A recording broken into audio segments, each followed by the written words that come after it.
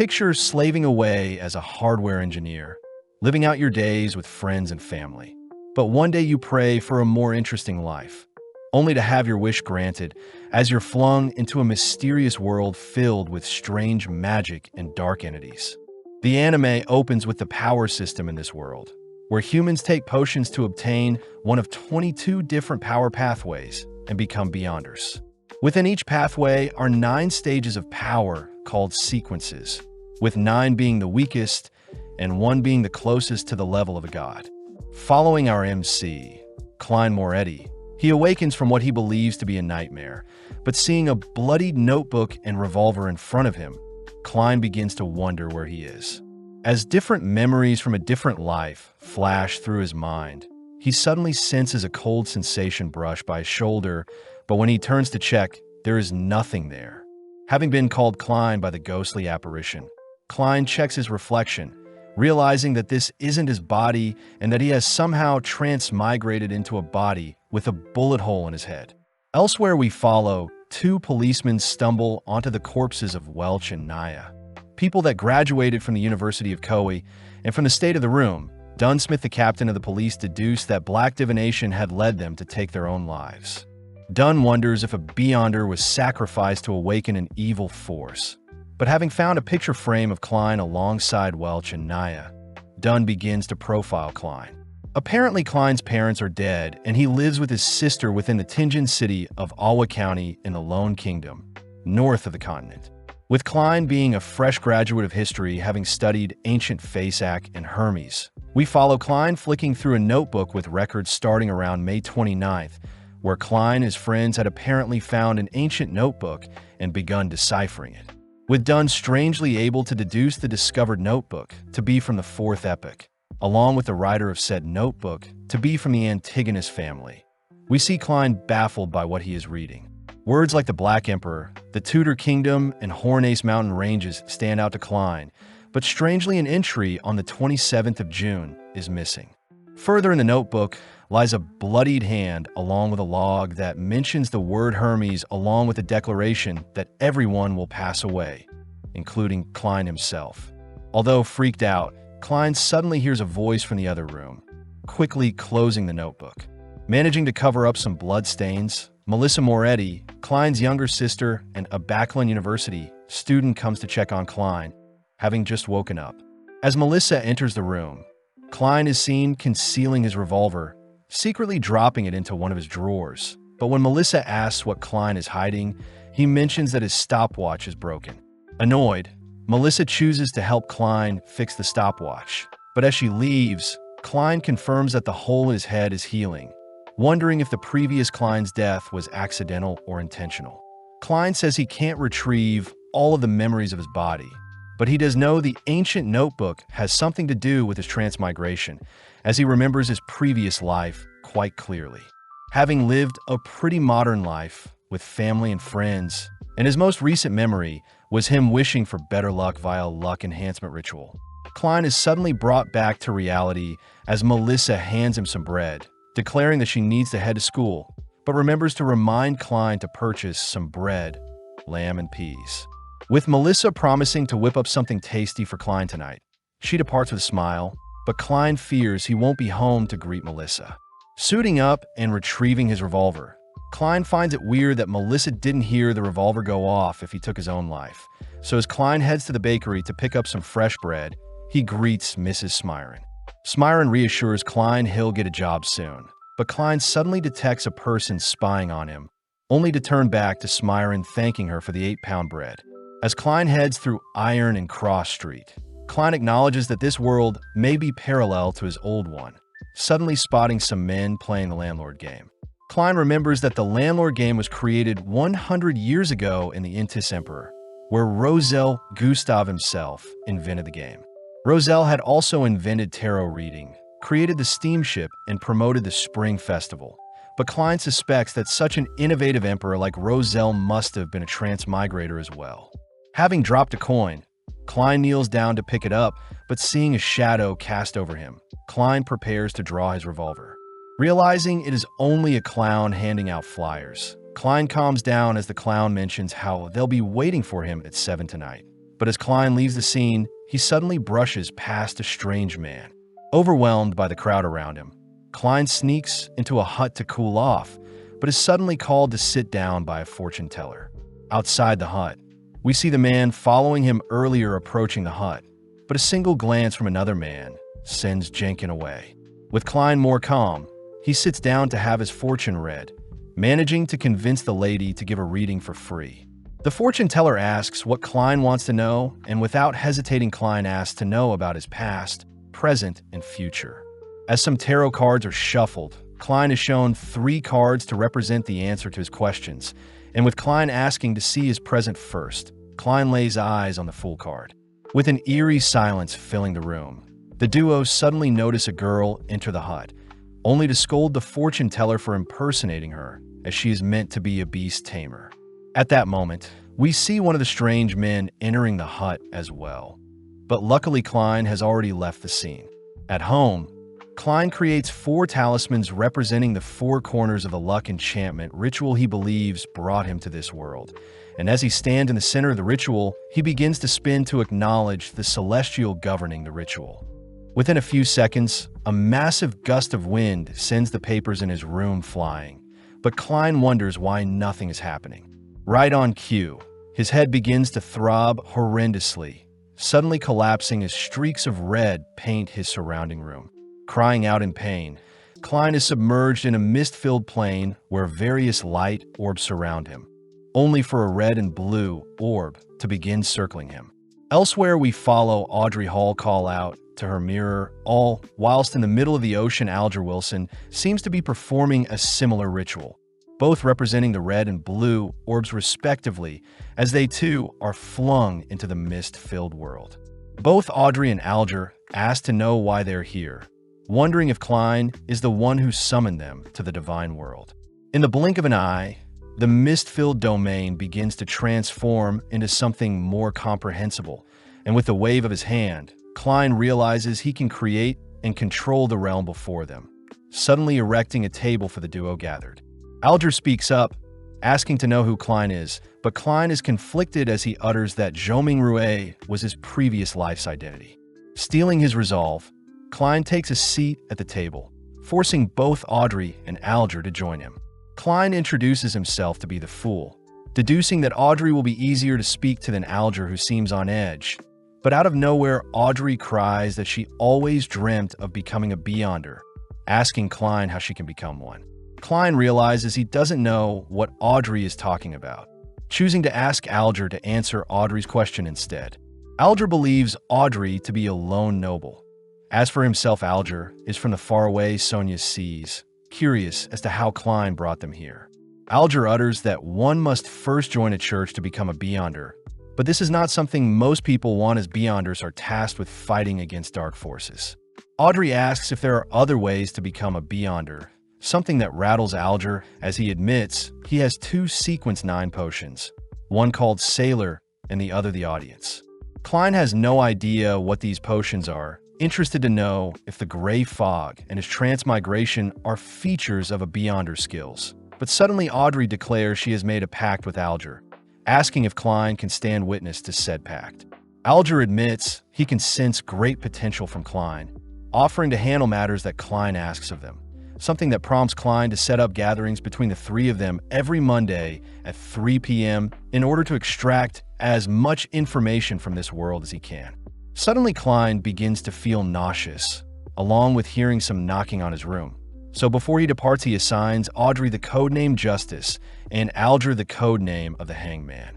With Audrey fangirling over their new tarot card-themed club, Klein slowly begins to lose touch of his mist-filled world, ending the gathering as everyone is sent back to the real world. Answering the knocking, Klein hears that the police are at his doors, swiftly rushing to conceal his notebook and revolver only to peep out the keyhole. Greeting the policeman, Klein realizes Leonard Mitchell of Alwa County Police was the man stalking him earlier, but Leonard says he was simply protecting Klein. Klein is agitated, seeing, as Dunn is also here to perform a routine inspection, reporting to Klein that his friends had taken their own lives, and within a few seconds Leonard had managed to locate Klein's hidden notebook. Leonard smirks as he asks Klein to explain the logs in the notebook, and seeing as he has no way out, Klein collapses onto his bed, uttering that he can't remember anything.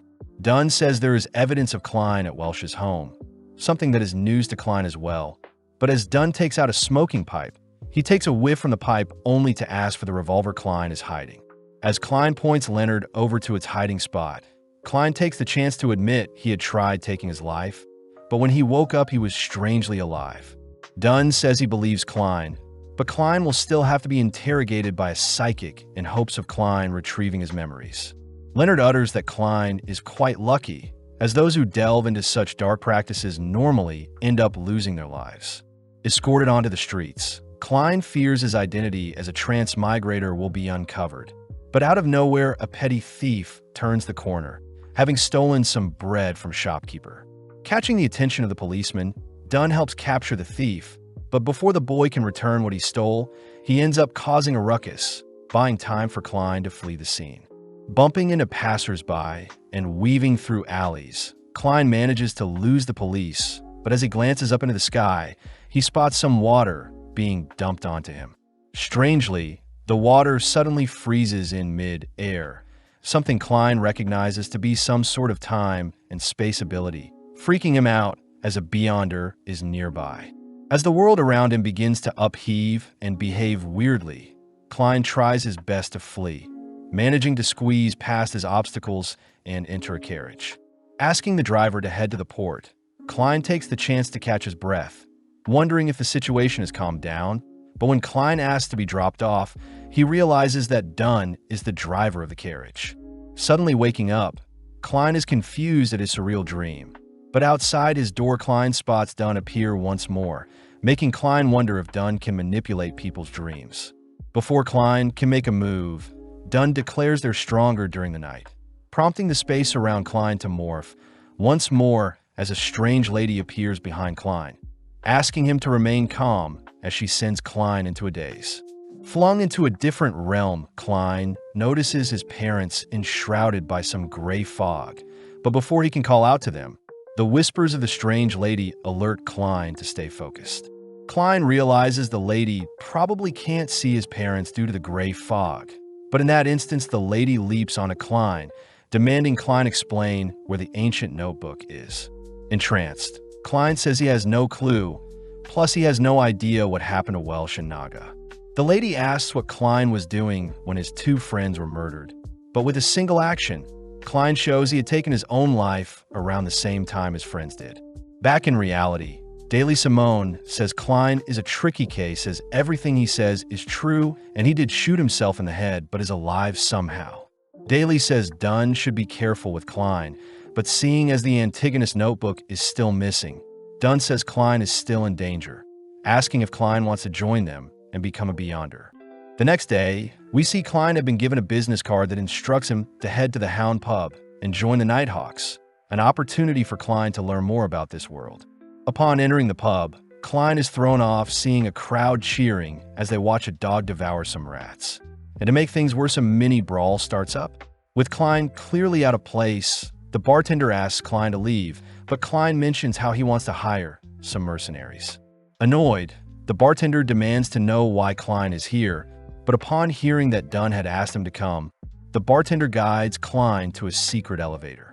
As the ride begins to move, it opens into a lavish-looking office deemed the Blackthorn Security Company headquarters, prompting Klein to greet the sleepy clerk, Roseanne Adelaide.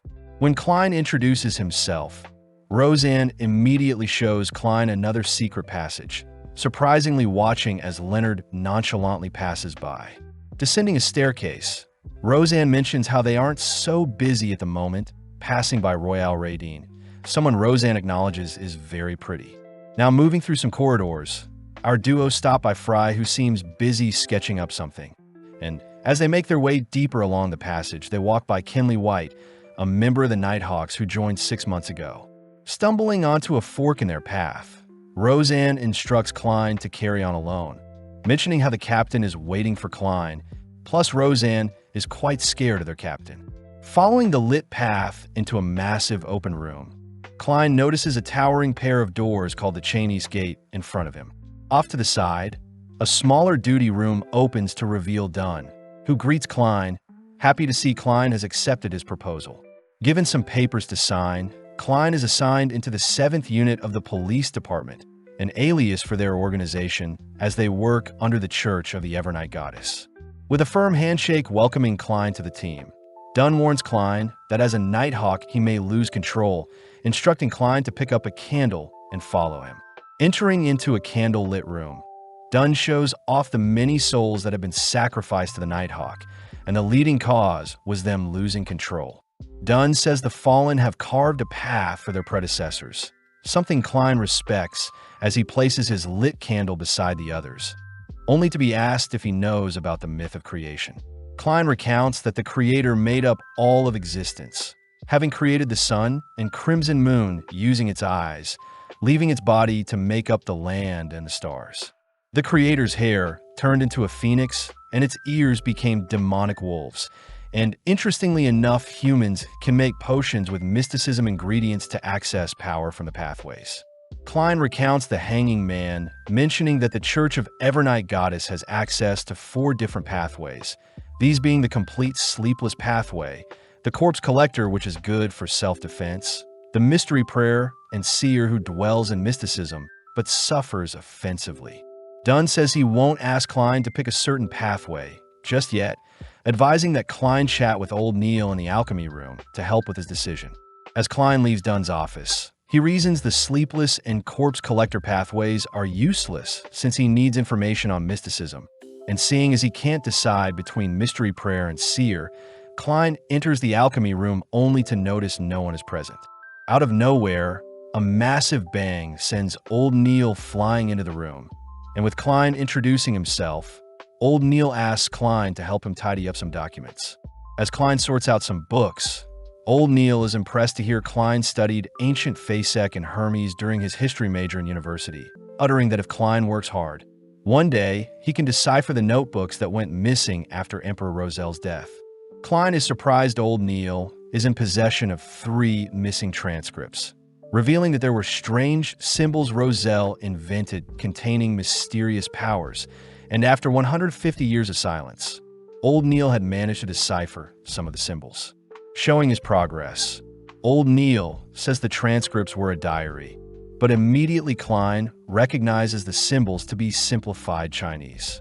Reading over the transcript, Klein hears that Rosel Gustav thought of himself as the protagonist, recounting a time when he danced with Lady Florina, but Klein can't help but smile at Rosel's diary records. Suddenly, Klein notices Rosel's records mentioning how the potions and pathways aren't that important, and it's the user's ability to internalize the power that makes all the difference.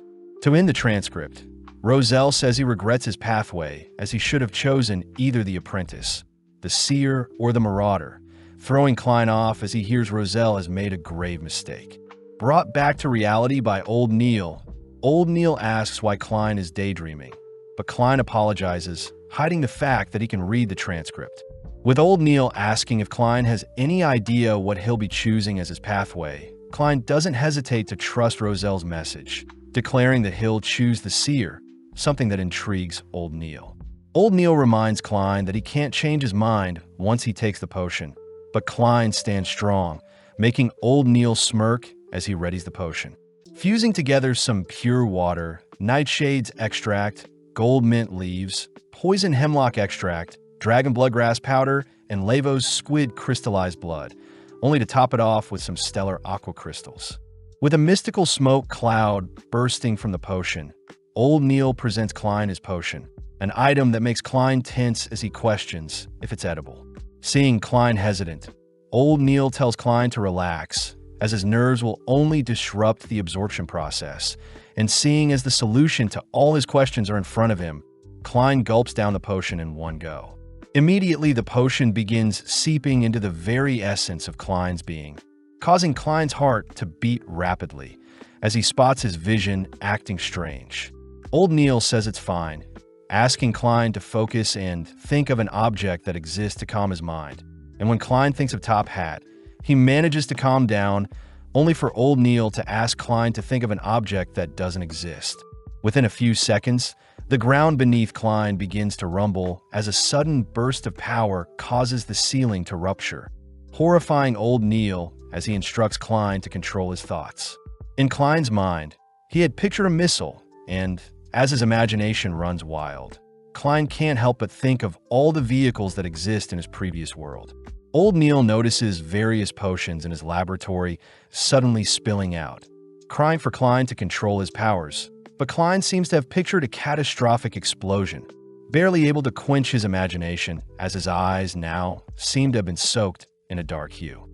Immediately, Klein sees everything differently, a feature of the seer as he has spirit vision, where he has the ability to read people's auras and tell their health condition. Klein is sad to see old Neil's health isn't as good as he thought, suddenly flinching as he notices some eyes behind old Neil. Something old Neil utters is just some magic from a ritual he performed. Glancing around the room, Klein notices a figure evaporate, but old Neil asks that Klein not exhaust his spirituality with his spirit vision, revealing that when Leonard had first become a Beyonder, he tripped down some stairs after taking his potion. Old Neil shows off a tip to turn off the spirit vision, asking Klein to tap his forehead twice to deactivate his ability. Plus, Klein can use his spirituality on divination arts like the dowsing rod along with performing other rituals. Before Klein leaves, old Neil hands Klein his demon hunting gear along with some receipts, something old Neil says Dunn will reimburse him for. Reporting to Dunn, Klein is flattered hearing Dunn compliment his quick adaptation to his seer abilities, but Dunn warns Klein not to pry into things he doesn't understand as it may cost his life. With Klein heeding Dunn's warning, he hears he'll work as a clerk before he becomes an official member of the Nighthawks, and with a payment of £3 a week. Klein ecstatically accepts his £12 payment early, especially since his big brother Benson earns £5 to £6 a week. As a daily task, Klein is asked to purchase a cane and walk around Welch's home in hopes of him remembering anything about the missing notebook, but suddenly a carriage pulls up beside him only for Leonard to ask Klein to get in. As rain descends onto the town, we see Klein given an assignment and briefed on Elliot, the son of a tobacco merchant, Viceroy. Klein is surprised Beyonders take on kidnapping cases, but Leonard says Viceroy was their previous client as they had found Viceroy's lost cat in the past. Seeing as Klein's seer role is perfect for locating things, Leonard hands Klein some of Elliot's belongings, only for Klein to make use of his cane, using it as a dowsing rod as he activates his spirit vision.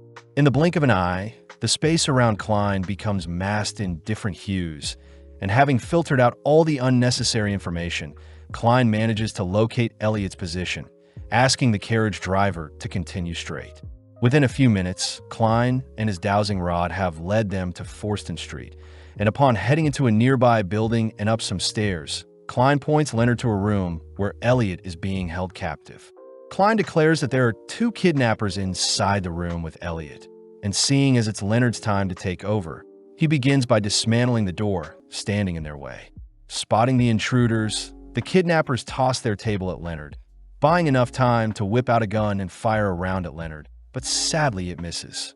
As Leonard closes the distance, he manages to destroy the attacker's gun, only to pummel one of the men. As the other charges him, Leonard manages to parry and block each of the man's attacks with a single hand, noticing the man has bloodshot eyes, but regardless, Leonard sends the man flying as well. Having wrapped up things, Klein reassures Elliot that everything is fine now, but out of nowhere a faint feather descends onto the men's bodies, suddenly popping as the unconscious men begin to rise up. With Klein taking Elliot to safety, Leonard stays behind and watches as the men's bodies begin to morph and fuse into a demonic creature. Seeing the creature dive towards him, Leonard ducks and weaves, occasionally landing several monstrous blows that knock the creature back, and with the creature clearly too weak to fight back, Leonard puts it down with a single wave of his palm. Strangely, the remnants of the creature escapes from Leonard and slips by Klein, prompting Klein to raise his revolver in its direction, only to use his cane to help him locate the creature's presence. Out of nowhere, the creature appears from the walls beside Klein, and having been overrun with fear, Klein blindly takes aim and fires. Luckily, Klein's shot sends the creature flying into the skies to further escape. But Leonard has the situation under control, having dragged the creature into his crimson domain. slowly watching as the creature is bound and torn apart. Leonard reassures Klein that his abilities have put the creature to rest, but suddenly Klein begins to remember memories of Klein's body being in this building before, hiding such a revelation for now. With Elliot reuniting with his father, Leonard compliments Klein's shot, ordering Klein to stay away from the creature's corpse as it may contaminate him. Leonard wonders where the men got their potions from, annoyed seeing as they faced another uncontrollable Beyonder, pointing out how lucky Klein is to have run into one on his first mission. As Leonard celebrates a job well done with a high five, he manages to weird Klein out with some compliments. But as Klein leaves the scene, Leonard strangely hears from a shadow that Klein is nothing special. At home, Klein can't wait to tell Melissa he got a good-paying job, but upon entering his home, Klein is freaked out to see he is back in the building on Forston Street. Being drawn to a door in particular, Klein heads through the door only to be greeted by a disheveled-looking room with a lone notebook being put on display. Glancing at the notebook, Klein is frightened to see the book declare everyone will perish, only for its pages to suddenly dissolve as Klein is slowly consumed by the Fool card. Waking up from his dream, Klein realizes the house across from the kidnapping place has intel on the lost Antigonus notebook. Moving forward in time, we see Benson heading to visit Klein and Melissa's new home, proud that the three of them will be living in such a lavish home. Sitting down for a homely meal, Melissa can't help but praise Klein's cooking, and with Benson handing Klein a gift to celebrate Klein's new job, Klein tries on the gift only to thank Melissa and Benson for always supporting him. As Benson pats Klein on the head, Klein is reminded of his parents, all three continuing their celebration as it's the start of their new life. In the Blackhorn security campus, we see Dunn and Leonard interrogating a man that was found to have been tailing Klein, and with Dunn's pathway, he is able to see the man exchanging the Antigonus family notebook for some cash. Leonard declares that the secret order is involved somehow, and seeing as they must retrieve the notebook before the secret order does, our duo suddenly hear that Klein has got a lead on the notebook's location. With Klein showing Dunn and Leonard the room in his dreams, Klein is disgusted to see a rotting corpse, and with the son of the deceased man, Ray Bieber, being their best lead, the gang call on Klein to track down Ray. Making use of his cane, Klein attempts to locate his target, but his wand begins to act sporadically, suddenly diving towards Klein himself, forcing Dunn to step in and stop the ritual. Seeing as there is some interference, Dunn says he'll report their findings to the Holy Cathedral, and within a few days Klein is seen waiting outside the Chinese gates. Dunn compliments Klein's dapper outfit, handing him a topaz pendulum that will help with divinations, plus the Holy Cathedral has authorized the use of Grade 2 artifacts to help with locating Ray. Dunn says the Grade 2 items they'll be using are being delivered to them as they speak, powerful items that are sealed behind Chinese gates. And the Grade 2 implies that such an item is very dangerous. Right on cue, three figures are seen meeting up with Dunn, introducing themselves as Ire Harson, a Sequence 7 Nightmare user, and Borja, a Sequence 8 Gravedigger. Finally is Daly, the Sequence 7 Spirit Medium, but the men question if a seer will be safe with them. Dunn sees that the approved artifact is 2-049, all moving into Dunn's office where he fears such a powerful artifact may not be necessary. But Ire says Ray may be a descendant of the Antigonus family, so they'll use everything they can to hunt him down. With Ire reminding everyone to stay alert, Ire along with the others begins to flex and stretch their arms, peer pressuring Klein to join in, but suddenly the artifact box begins to open. Stepping out is a miniature clown doll, but as Klein adores the little creature, its face morphs into a horrifying monster, freezing Klein in place. Unable to move, the doll wraps several strings around Klein's neck ready to take his life, but luckily Leonard severs the strings, surprising everyone as the doll is reacting to the person with the closest connection to the Antigonus notebook. Klein notices his vision slowing down temporarily, only to hear that the doll is capable of entrancing and controlling any one human target at a time. But a strong slap will set the mind-controlled human free, hence why they're performing the strange arm stretch to identify if anyone is under the doll's control.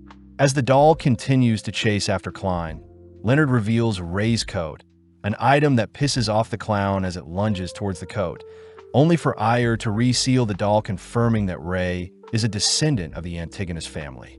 Heading out, we see our group continue their stretching maneuvers as they head towards their carriages, boarding the carriage as they head towards a certain location.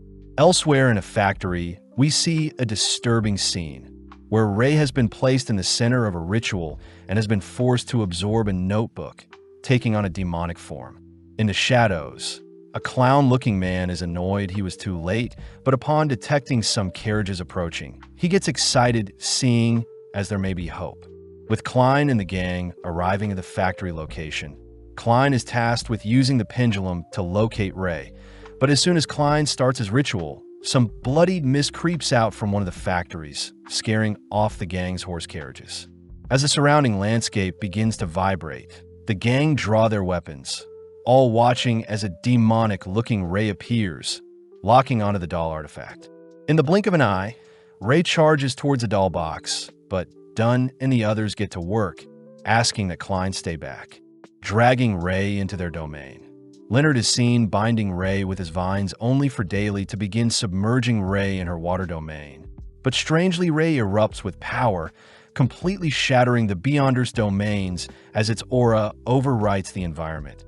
Dunn realizes that Ray isn't a Beyonder gone berserk, as he fears they're facing a dead soul, all helplessly watching as Ray continues to barrow towards the doll box. But luckily, Dunn leaps onto him, temporarily putting him to sleep. Daly gets to work locating Ray's weakness, especially since Dunn suspects that Ray is under the notebook's control. But when Ray wakes up, Daly cries that she needs a few seconds to complete her search. Seeing as they'll need to bind Ray down, Dunn begins to chant, all whilst Leonard rushes in close, dancing circles around Ray only to erect a net that binds Ray in place. Before Dunn can finish his chant, Ray's core begins to act strangely, suddenly erupting with power as a bright flash of light distracts Dunn long enough for Ray to skewer Dunn with one of his tentacles, along with blowing Leonard back. Locking back onto the doll box, Ire is forced to hold off Ray's tentacles, but some of the stray tentacles knock the doll box back. As Borja continues to look after the box, Ire ignites his blade only to rush towards Ray's core, but sadly Ire's blade shatters upon impact with Ray's thick exterior. With a terrifying roar, Ire is sent flying as well, forcing Borja to rush to Ire's side. Still conscious, Dunn finishes his enchantment, working in tandem with Klein, who makes use of some night slumber charms to put Ray to sleep, allowing Daly to rush in and attack Ray's weak points. As Daly shreds Ray's body, Ray suddenly implodes, letting out a massive explosion that catches Daly in the impact zone. In the aftermath, Dunn rushes to feed Daly some medicine, but Klein seems strangely drawn to the Antigonus notebook, suddenly reminded of the words Hornicus and Phlegria. At that moment, the clown man from earlier makes his move, rushing towards Klein, but Dunn fires at the clown, realizing it was an illusion. With everyone now on high alert, they surround and protect the notebook, but Klein recognizes the clown to be the same man handing out flyers prior. With every successful shot, the gang end up slaying various illusions, noting how the clown man must be a Beyonder with a sequence of 7 or greater. Ire orders Borja to protect the doll box once more, but as Ire begins dueling the clown with his blade, the clown easily evades each strike.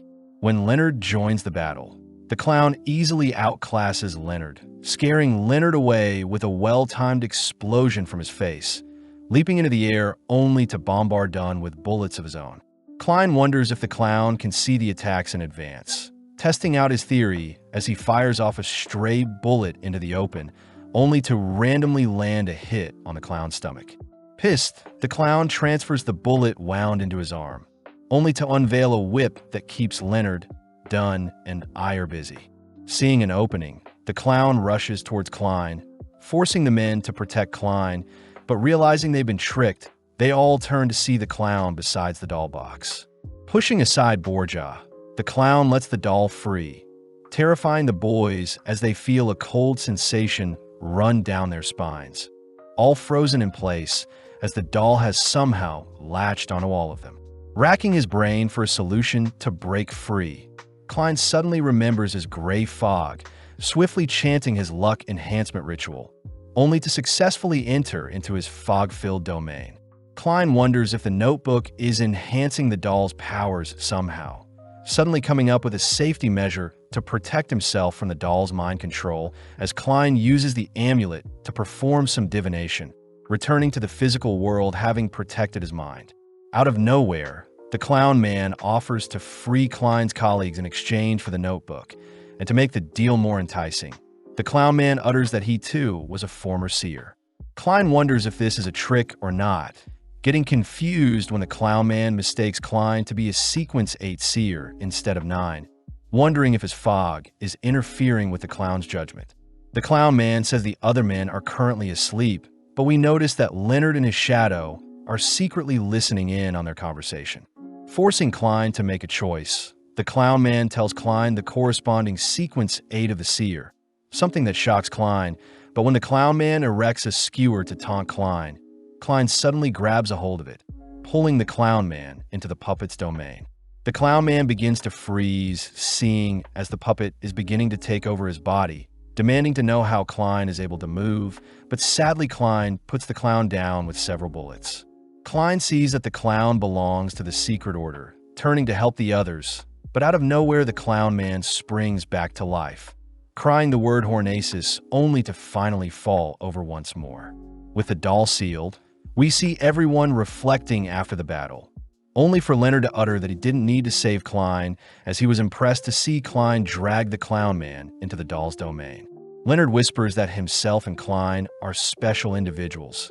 Cutting back to headquarters, where Dunn submits the notebook to be verified by the Holy Cathedral, apologizing since Klein will have to wait a bit before he can view it.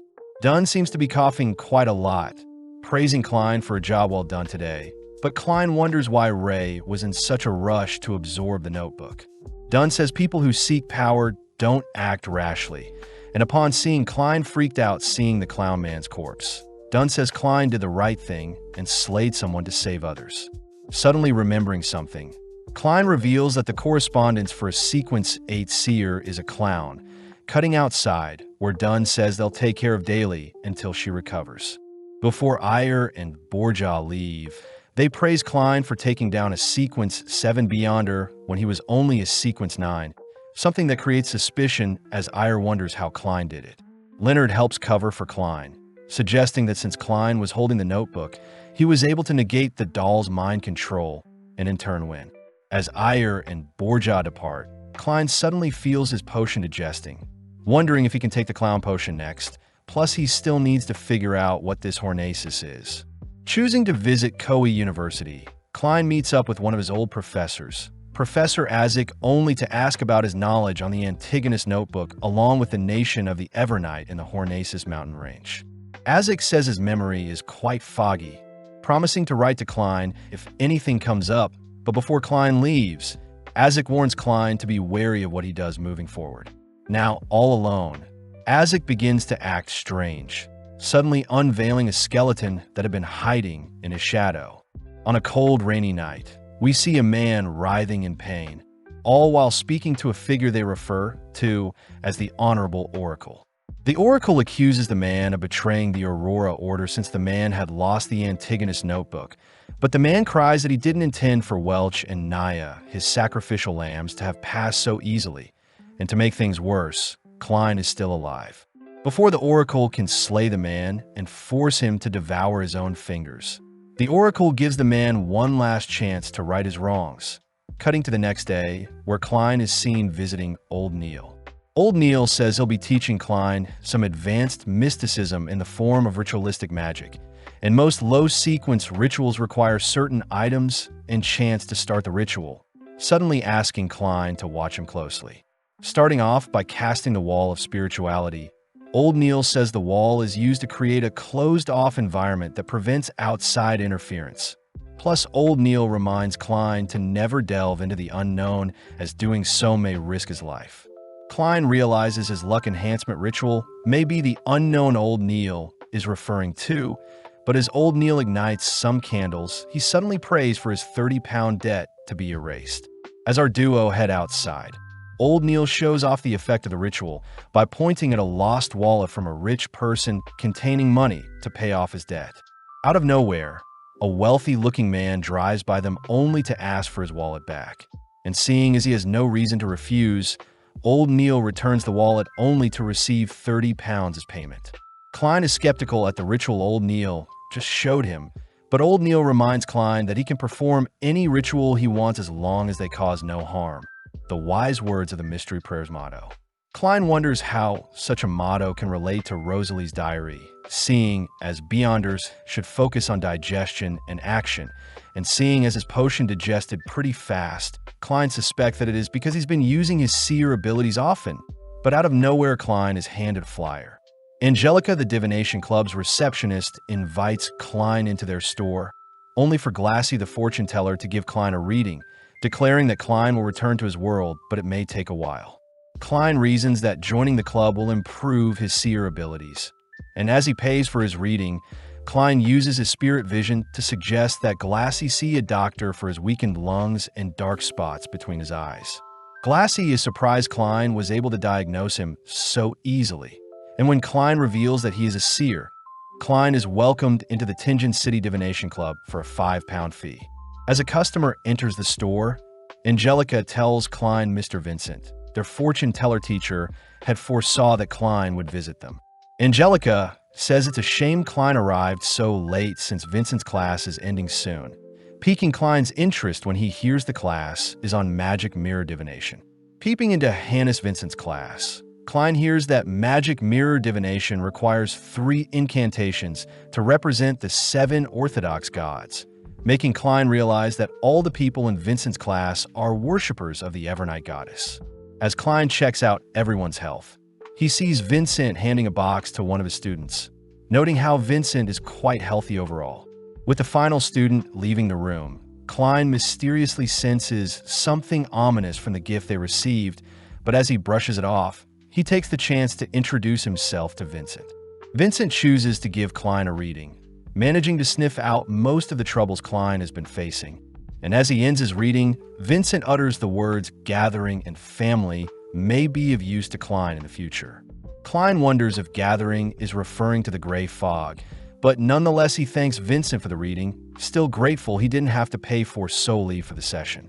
As Klein leaves, we see that Vincent has some fingers missing on one of his hands, cutting to a few days later, where Klein is seen jotting down his duties as a seer. Klein suspects that he needs to further improve his proficiency as a seer along with make use of the gray fog to return home somehow, and this can only be achieved by investigating the potions needed to ascend further along his pathway. Klein fears that such advancements will take too long, wondering if he can modify his luck enhancement ritual to borrow power from his gray fog, but Klein is stuck on where to start. Choosing to refer to himself as the Fool and adding the words ruler above the gray fog and king of yellow and black, Klein suddenly stops and burns his progress, hearing something outside his door. Slowly, Klein approaches his door, but upon opening it, he spots Melissa playing with a wind-up toy. Surprisingly, Melissa had made it herself, pouting as she had meant to create a human doll, not a turtle. And when Klein says he needs to go to work, Melissa cries that she hasn't gotten to spend much time with him. Melissa utters that her friend Selena has invited them to a birthday banquet this Sunday. And seeing as this reminds Klein of the words family gathering Vincent had alluded to, Klein gladly accepts the invitation. Getting back to work, Klein enters into his domain only to await Alger and Audrey's arrival. And upon scanning the pair, Klein is impressed to see Alger has taken on the Sailor pathway and is on Sequence 8 Folk of Rage, whilst Audrey has inherited the Sequence 9 Spectator pathway. Interestingly enough, the fog seems to be enhancing his abilities, and it seems Klein can see the symbols representing each of their pathways, but strangely, they don't seem to be complete. Starting the meeting, Audrey says she has 3 questions, starting off by asking what her role as a spectator is. Alger reveals that Audrey must remain unbiased and observe things from afar, and in turn her pathway will grant her the ability to see other people's true thoughts. Klein adds that Audrey should focus on acting and digesting her potion, something that helps Alger realize something as well. But when Audrey asks if an animal can drink a potion as her second question, The room freezes, all wondering what happened. It's revealed that Audrey's dog had stolen her potion while she wasn't looking, and seeing as it didn't pass away or transform, it's safe to assume the dog has become a Beyonder. Finally, Audrey says that Leon's royalty and nobility have been looking to reform, as Audrey's father is quite incompetent. So Audrey asks where she can find skilled replacements. Klein calmly suggests that Audrey hold an open examination to recruit both nobles and commoners based on their skill, and Audrey should call it the higher exam. Advice Audrey graciously takes to heart. Seeing as Klein needs help as well, he asks that the duo retrieve Emperor Rosalie's diary, a revelation Alger wasn't aware of. Klein also adds that the duo should practice some more ritualistic magic and report to him if they're unable to attend their meetings on Sunday, asking that the duo chant the following: "The fool that doesn't belong to this era, the mysterious ruler above the gray fog, the king of yellow and black who wields good luck." Alger wonders if Klein is on par with the 7 Orthodox gods, but before anything else happens, the trio end their meeting. Back in the real world, Klein says he has freed up some time Sundays, but Klein wonders when he should reveal that he is a seer to his siblings. As some time passes, we see Klein and Benson take Melissa out for some shopping, cutting to July 15th where the trio are dropped off at Selena's house. As Selena would greet the trio, we see Benson greeting Selena's father, all whilst Elizabeth, another one of Selena's friends, greets the siblings. Klein realizes he's met both girls at the divination club prior, but before he can head inside, he detects that Alger is practicing the ritual Klein had asked him to. Inside, we see various people gathered in celebration for Selena's birthday, all toasting to a successful party. When Klein heads over to get some food, he is greeted by Elizabeth, who promises to keep his identity as a seer's secret. And as Elizabeth leaves, Melissa reminds Klein that he can't marry Elizabeth, seeing as she is only 16. As night falls, we see Selena showing off the magic mirror gift Vincent had gifted her. And as Selena recites the ritual she had learnt from Vincent's teachings, Klein suddenly senses something happening upstairs. As strange magic connects Selena's mirror with a different mirror, we see Vincent revealed to belong to the secret's suppliant pathway, creepily crying out for Klein to accept his fate. As Selena asks the mirror when Elizabeth and Melissa will find the man of their dreams, we see Klein hurriedly rushing towards their room, having detected a disturbing aura manifesting. Peeping on the girls' ritual, Klein uses his spirit vision to inspect the room, and upon seeing Selena's magic mirror turn black, Klein is suddenly struck with a horrifying realization. With Selena beginning to act strange, Klein wonders how he can save the girls and notify the captain, suddenly remembering that he can use the ritual old Neil taught him to borrow power from the Evernight goddess. As Klein searches the manor for tools to help with the ritual, we cut back to the girls worried upon seeing Selena unresponsive, and when they check the magic mirror, they're horrified to see a disturbing figure glancing back at them. Suddenly, the girls are blown back by some magic, leading the magic mirror to suddenly infuse and merge with Selena's body, giving rise to the figure hiding within the mirror. Before the creature can attack, Klein appears, casting a slumber spell to bind the creature, only to rush to a nearby table to set up the ritual old Neil had shown him. Klein starts off by chanting the ritual to create the wall of spirituality around their location, something that begins to disturb Vincent's influence with Selena, so Vincent chooses to retaliate by sending some of his blood through his mirror. Before Klein writes down what he wants in his ritual, he notices Selena begins to swell with dark energy, only to let out a howl that fires projectiles at Klein, but luckily his veil halts the attack. Klein tries firing his revolver at the magic mirror infused into Selena's body, but Selena responds by slamming and binding Klein with her hair, only to begin draining him of his spirituality. Selena declares that Klein was meant to be sacrificed just like his friends, and when it's revealed to be Vincent speaking for Selena, Vincent demands to know what Klein figured out when obtaining the Antigonus notebook. With Vincent using Melissa and Elizabeth as hostages, Klein has no choice but to give into his fate, seeing as his body has become too weak to fight back, but out of nowhere Audrey's voice can be heard. As Audrey chants the ritual Klein had instructed her to, Klein is suddenly freed from Selena's grasp as the ritual seems to be dispelling Vincent's hold on Selena's body. But refusing to give in just yet, Vincent offers up his entire arm to retake control of the situation. With Selena reinvigorated with power, she makes her way towards Klein, but Klein has already completed his ritual, having prayed for the evil controlling Selena to be banished. As the ritual takes its effect, we see a mystical snake spirit being dragged from Selena's soul, only for the remaining darkness to be cleansed from Selena shortly after. Seeing as the magic mirror is being expelled from Selena's body, Klein takes the chance to destroy it with a single bullet, officially severing Vincent's hold on the poor girl. Klein rushes to check on Melissa, glad to see she is fine, grateful that Audrey's ritual had saved him in his time of need. Klein fears that his seer role will put his family in further trouble in the future. But as we cut back to Vincent, he is in complete disbelief at his failure. When Vincent tries to flee his room, he is greeted by Aurora Order Oracle 22, a being that snuffs out Vincent due to his failure. In the aftermath, Klein and Dunn visit Vincent only to discover he had been slain, curious as to Vincent's ties to the Antigonus notebook along with who the true creator is. Dunn tries to dig into Vincent's mind a bit, but upon seeing the supposed creator Vincent worships, Dunn becomes speechless before the godly being. In Buckhund, the capital of the Leon Kingdom, we see Audrey fast asleep in her giant estate. As her maids wake her up, Annie the maid tells Audrey she can't wear the same dress twice in a row, even though Guinea had designed it for her. Seeing as she needs to celebrate her 17th birthday properly, Audrey suits up for the momentous occasion, but when she dances with Susie her dog, Audrey is shocked to hear Susie suddenly speak to her. In Zutland Street, we see people attend a performance to recognize the catastrophe of the Alfalfa tragedy, all whilst Klein sneaks into the play late. As the performance reaches its climax, we see the crowd roaring and cheering as the hero of the story makes their entrance. But Klein notices Dunn appear, hearing that Daly has left to help escort the Antigonus notebook to Buckland.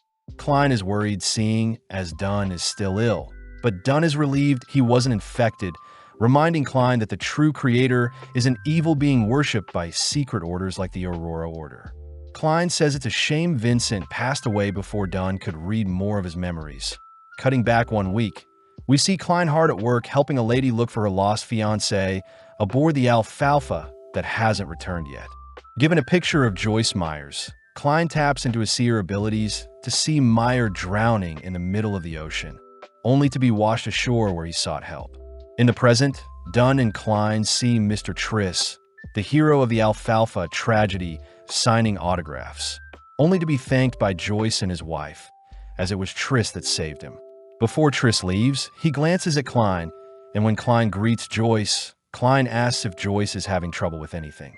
Entering into a topaz room, Klein hears that Joyce has been having the same nightmare ever since he left the Alfalfa, and as Joyce drifts asleep, Klein is seen delving into Joyce's nightmare. Boarding the Alfalfa, Klein watches as a mutineer tosses a baby offboard, and before the rebel can take his own life, Joyce seems to have rescued them, demanding to know why he betrayed the party. Klein suspects that something is suppressing Joyce from figuring out the true culprit of the Alfalfa tragedy. But before Klein can investigate further, he is transported into a strange misty ruin. Hearing the words Hornacis and Phlegria once more, Klein helplessly watches as strange tentacles attack him, forcing Klein to return to the real world. Klein wonders if the words could link to an evil god or the reason for his transmigration. And as Klein wishes for Professor Azik to write to him soon, Klein chooses to report his findings to Dunn. Klein reveals that the true culprit of the Alfalfa tragedy is the hero Triss himself. But Dunn says they need more evidence to convict Triss, declaring that they'll request help from the mandated Punishers and the Machinery Hive Mind. Cutting over to Triss, we see him embracing the spoils from his title as the hero, only to be awakened by a hooded figure who is visiting him. The hooded figure commends Triss for convincing the men aboard the ship to slay each other, having used his Assassin Pathway Sequence 8 instigator role to help with his schemes. But before Triss can advance further, the hooded figure asks that Triss complete another mission in Tingen. As an early payment, The hooded figure hands Triss the Sequence 7 potion for the assassin pathway, Sequence 7 Wish. Following Klein, he is seen asking Old Neil for help with crafting amulets for his siblings, but is pleasantly surprised when Old Neil guides him to a secret passage within a pub. Boarding an elevator and descending underground, Old Neil shows off the Tianjin Underground Market, a location filled with hundreds of people along with various stores that sell rare items that can help Beyonders. Old Neil says the churches allow the underground market to exist, and the mandated punishers of the Church of Storm especially turn a blind eye to things that happen underground. Out of nowhere, Klein takes note of a strange man with high spiritual affection, and as the man locks onto Klein, the man cries out the word death only to begin rolling on the ground. Old Neil says the man's name is Monster, and that Monster always acts strange. But Klein wonders if Monster could see that his body had perished and had been revived. Heading around the market, Old Neil shows Klein a store selling amulets, but sadly the amulets have no disaster warding effects, seeing as the store clerk isn't a Beyonder. Old Neil suggests that Klein buy a half-finished amulet and enhance it, and upon sifting through the amulets, Klein settles on 2 to buy. In the corner of his eye, Klein spots Triss shopping for some shadow lizards. But before Klein can tail him, he notices a mandated Punisher informant tailing Triss. Immediately, Triss flees the area and causes a stir, pushing people and carts aside only to begin parkouring upwards to escape, but he gets shot having alerted the guards. Having multiple people chasing after him, Triss successfully makes his way back to the surface, and as Klein and Old Neil chase after him, they bump into Dunn, who has discovered 2 men slain by Triss.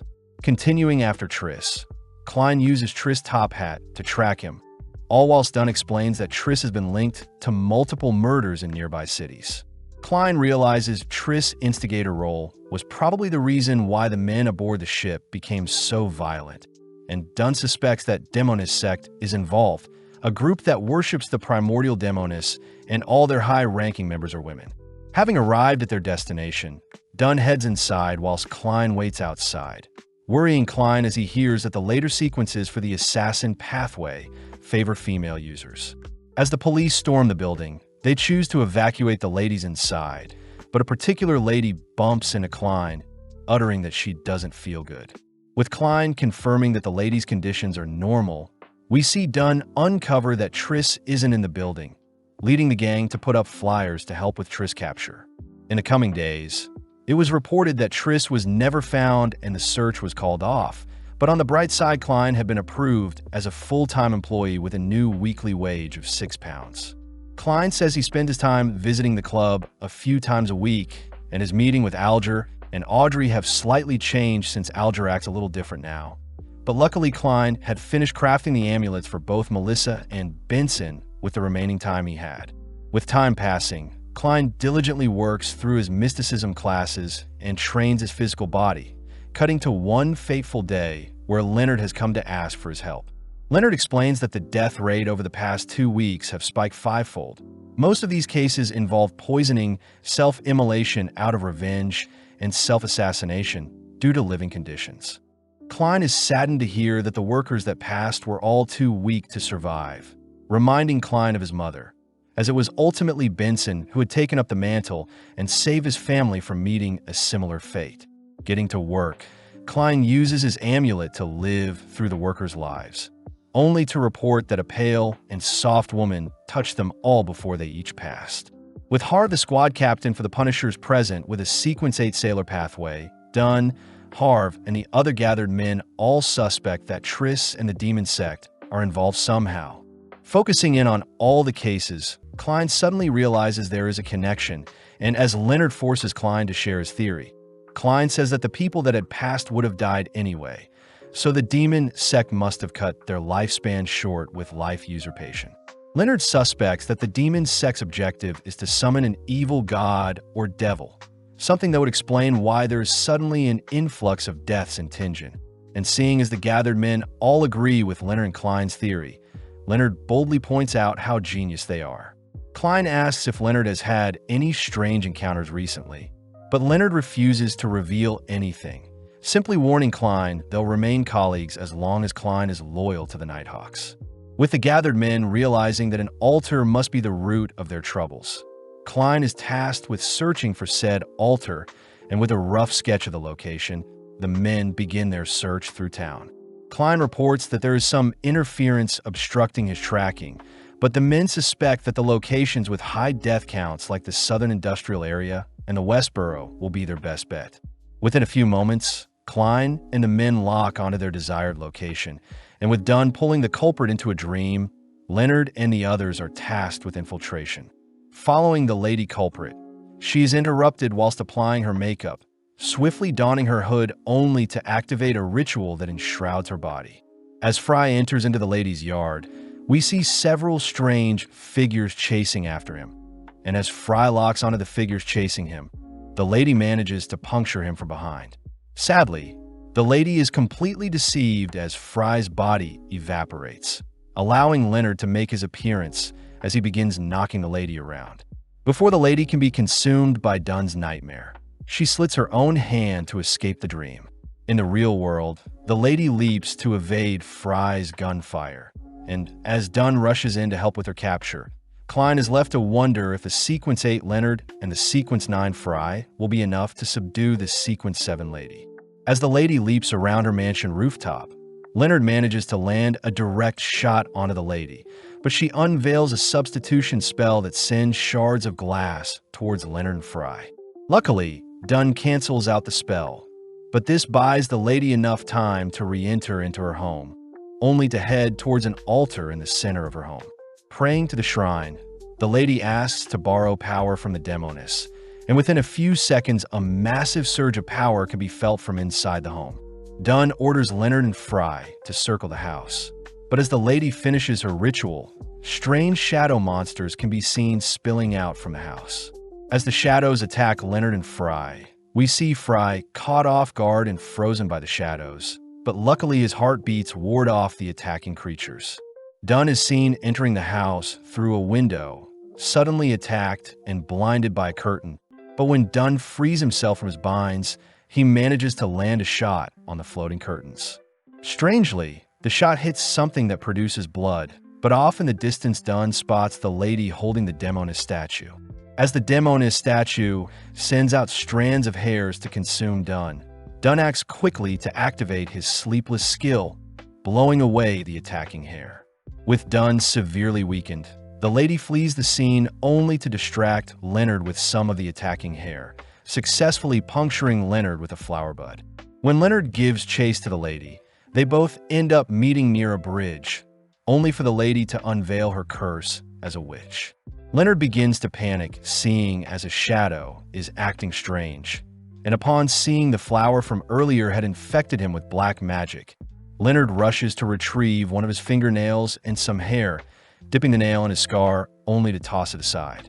As the lady activates her curse, we see Leonard's fingernail suddenly be consumed in dark flames, giving the lady the chance to flee as she leaps off the bridge and disappears into the night. Back at the house, Klein manages to reconstruct the mirror the lady was using, and upon peering into the mirror, Klein realizes the lady is the same girl he bumped into when searching for Triss. Dunn reports that the altar downstairs is what is used to curse the survivors of the Alfalfa, and with all the clues put together, the gang conclude that the lady they just fought was Triss himself. Dunn realizes that Triss had turned himself into a woman, and this would imply that most of the top-ranking Demon Sect members would have originally been men, but converted in order to ascend further down their pathway. Having escaped successfully, Triss is seen boarding a train, all whilst catching the attention of the onlookers, revealed to have castrated himself in order to complete his promotion into a Sequence 7, which with the new name of Trissy. On August 18th, Elizabeth had told Klein about her nightmares ever since returning from Le Monde, and in her dreams was a Wraith Knight and an abandoned castle.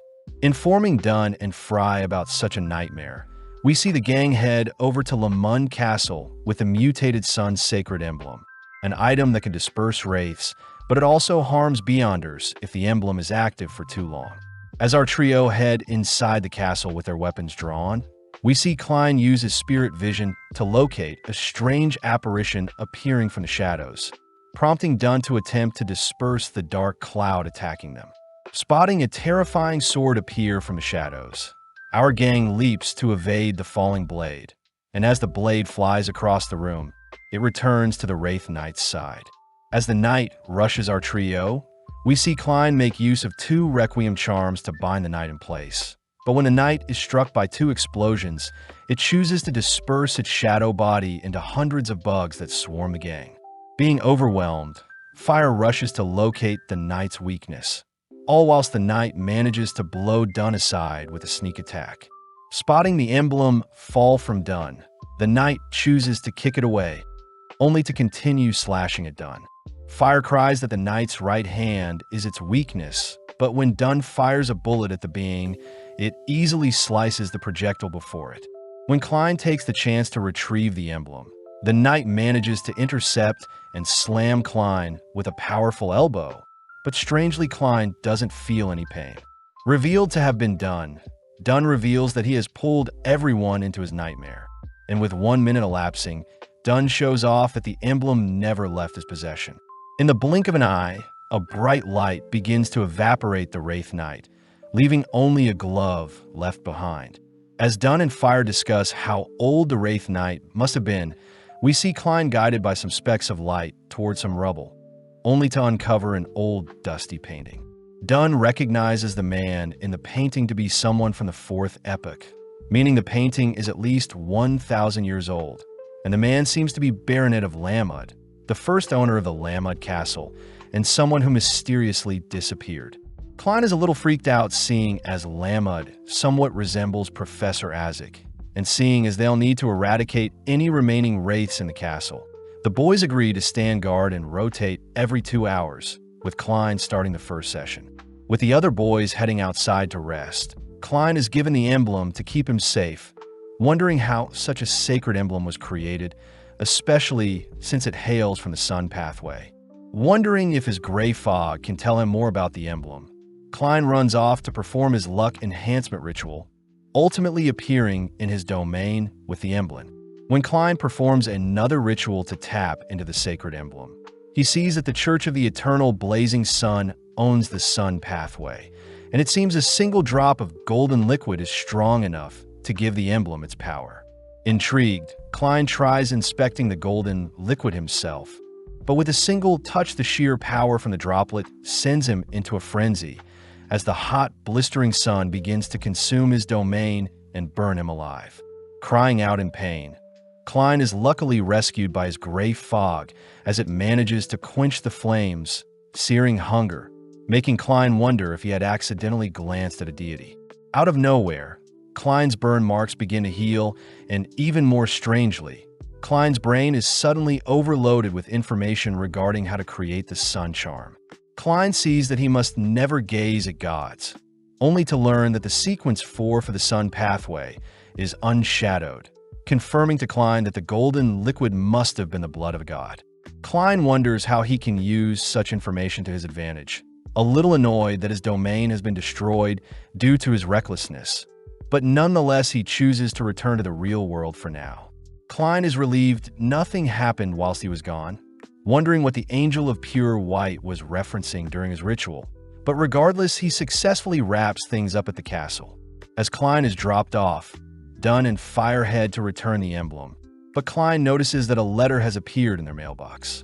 Heading to Koei University, Klein is excited as Isaac has finally written back to him about his findings into Hornaces, but Klein begins to get suspicious if Isaac is someone he can trust. With the skies getting cloudy, Klein heads into Isaac's office, only to see that it is empty. In the corner of his eyes, Klein spots some blood hidden behind a piece of cloth, and upon further inspection Klein is speechless to see a painting of Lamund Castle made out of blood. Out of nowhere, Isaac appears to greet Klein, taking note of Klein's frightened expression only to reveal that he has been receiving weird dreams lately, and recently Isaac has been painting to make sense of his dreams. Isaac changes topics and hands Klein a book regarding the Hornaces main peak ruins, only to order Klein to sit down and read it, something that makes Klein stiffen up. When Klein flicks through the book, he recognizes the ruins he visited whilst performing one of his rituals, wondering why the image doesn't have the throne he saw in his vision.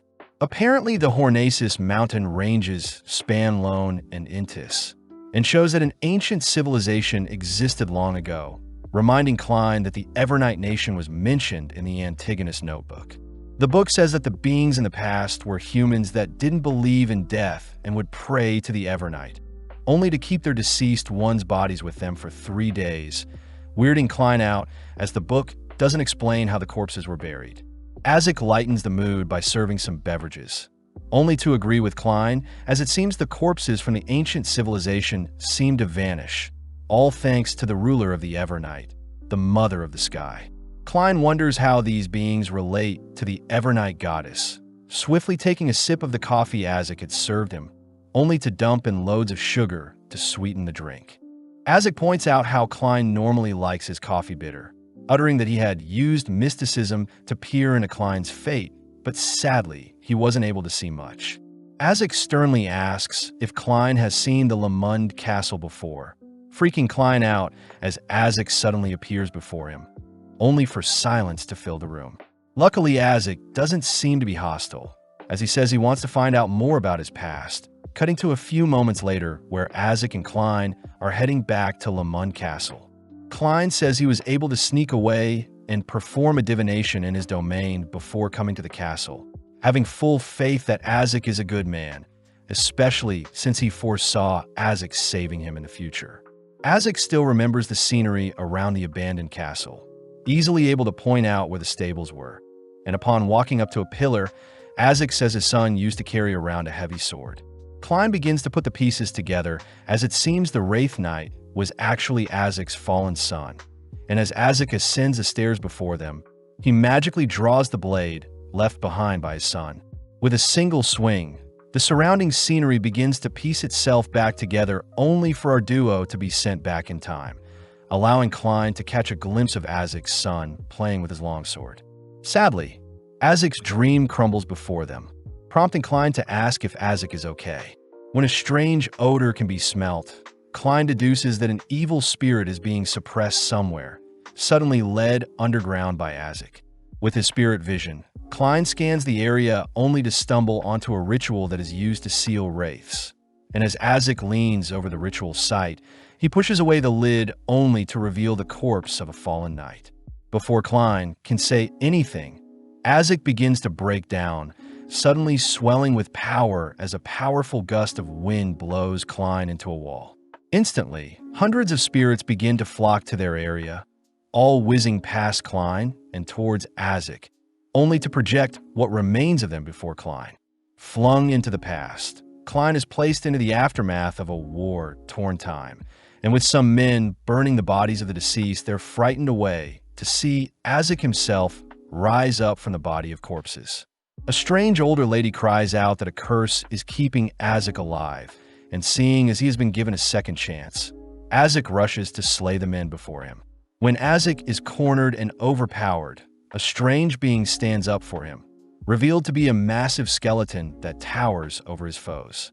With his new powers, Azik was able to slay all of those who stood before him, ultimately donning a new identity as he rose up the rankings and amassed an army that fought by his side, and with multiple years passing, Azik was ultimately granted the title of Grand Baron Lamud.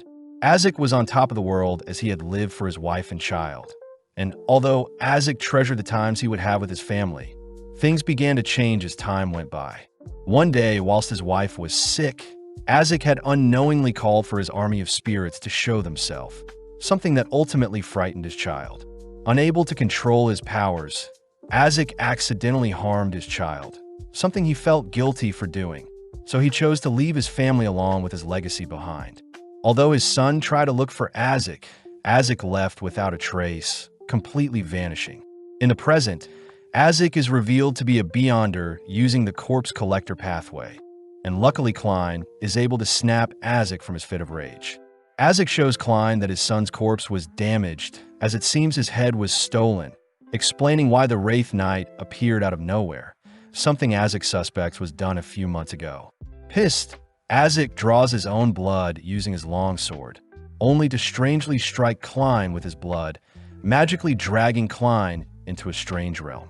Seeing Azek standing before a door, Klein watches as hundreds of skulls collapse before Azek, only for Azek to point out a skull in particular, annoyed that he is unable to locate the whereabouts of his son's head.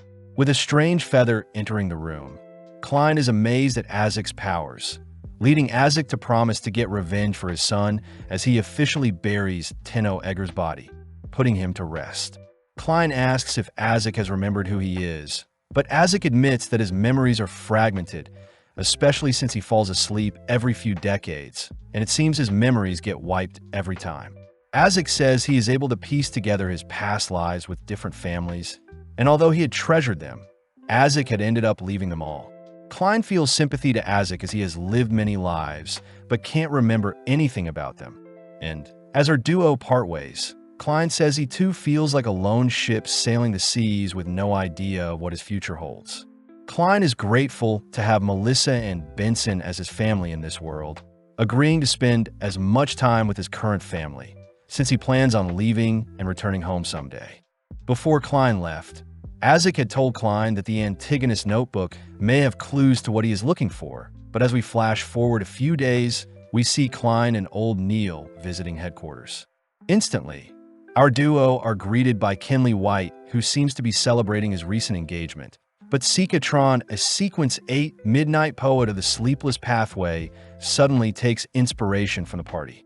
Sika says she is writing a tragic romance novel, something that excites the crowd, as Leonard himself tries reciting some poems he came up with. But Roseanne wonders why they still have to come into work since they're celebrating Kenley's engagement. Suddenly appearing, Dunn assigns Kenley and Sika to the Westboro and Gold Indus areas. Leonard and Royale will stay at Blackthorn, whilst Dunn and Fire patrol the Westboro and Raphael Cemetery. Klein says he hasn't been assigned a role, something Leonard says is normal as Dunn often forgets things, but Dunn says Klein should watch over the Cheney's gates, ordering him to never open it no matter what. Dunn also reminds Klein to submit a 10,000-word performance review to the Holy Cathedral since it's been 2 months since Klein joined the Nighthawks. Getting to work, Klein retrieves all the cases he was a part of, but out of nowhere Klein hears some noise from the Cheney's gates, suddenly drawing his revolver as the gates begin to open.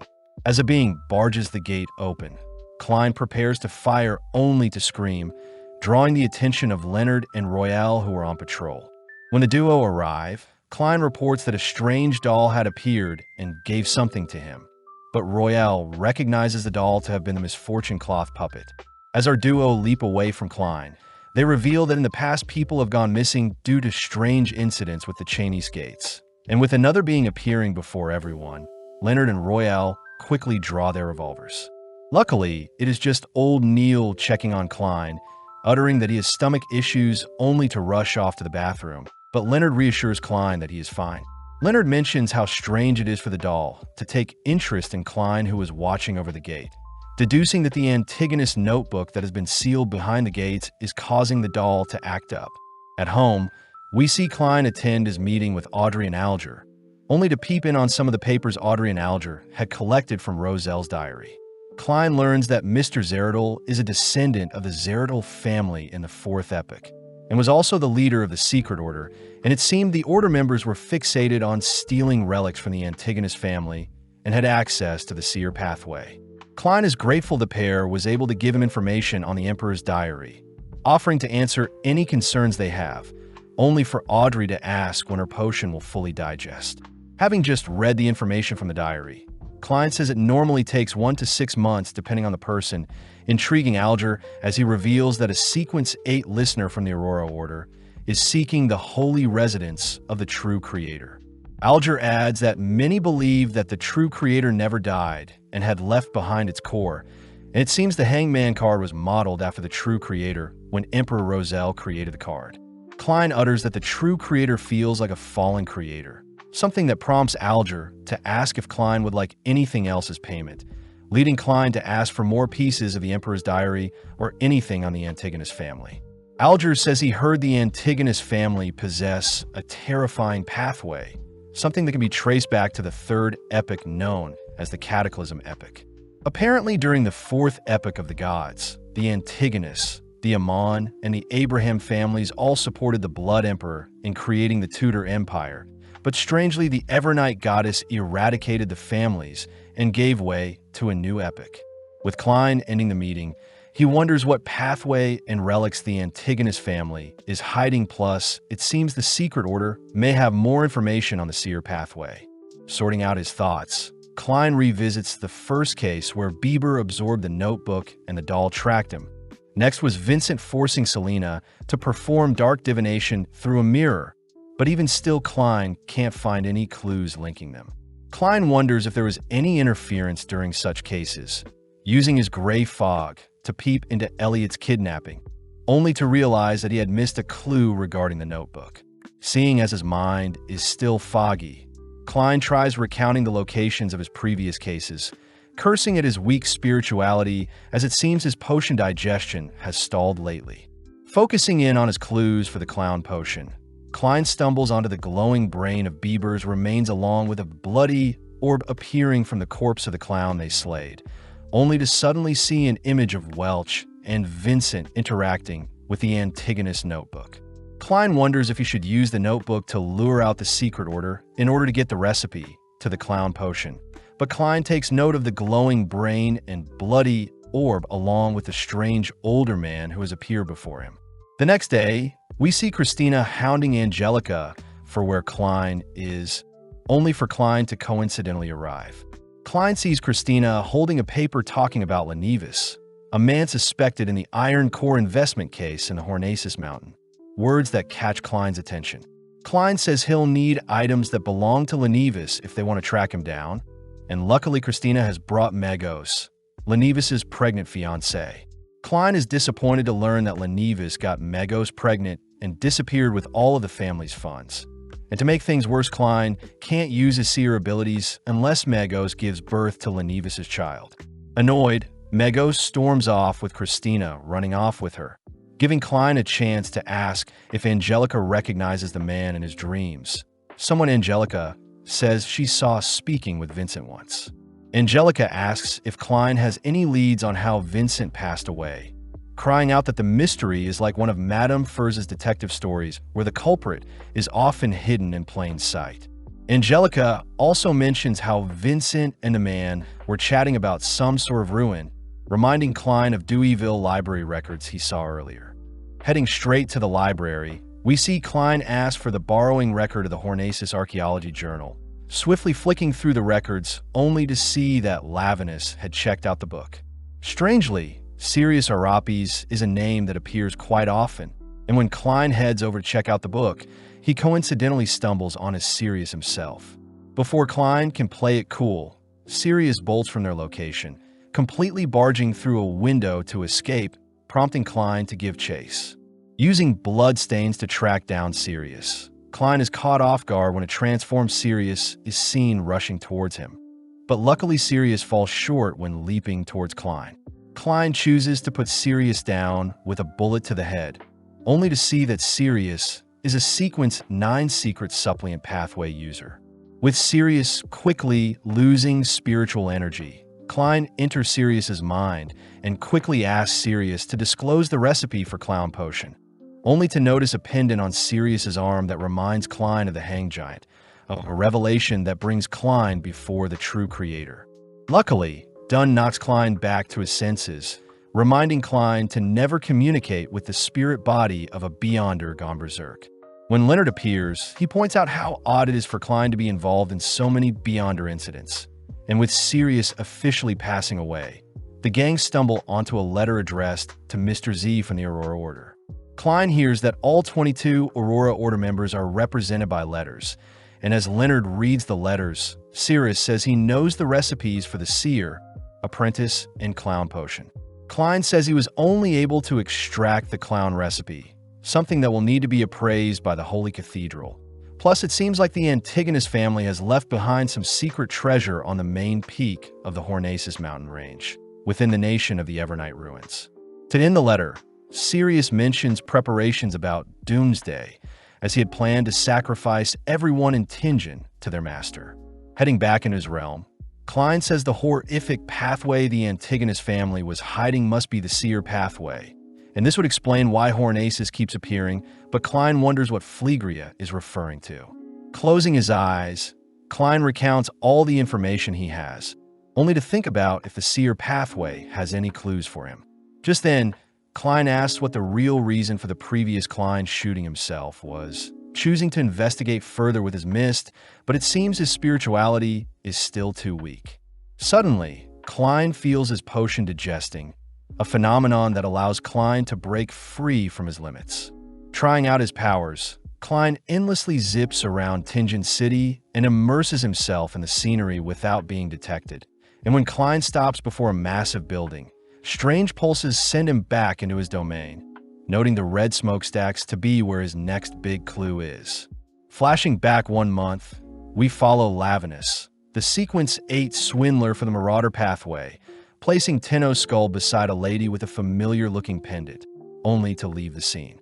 With Hood Eugen, a Sequence 7 psychiatrist with the Spectator pathway along with 3 other devout followers all giving up their lives, they successfully awaken a being using the lady's body.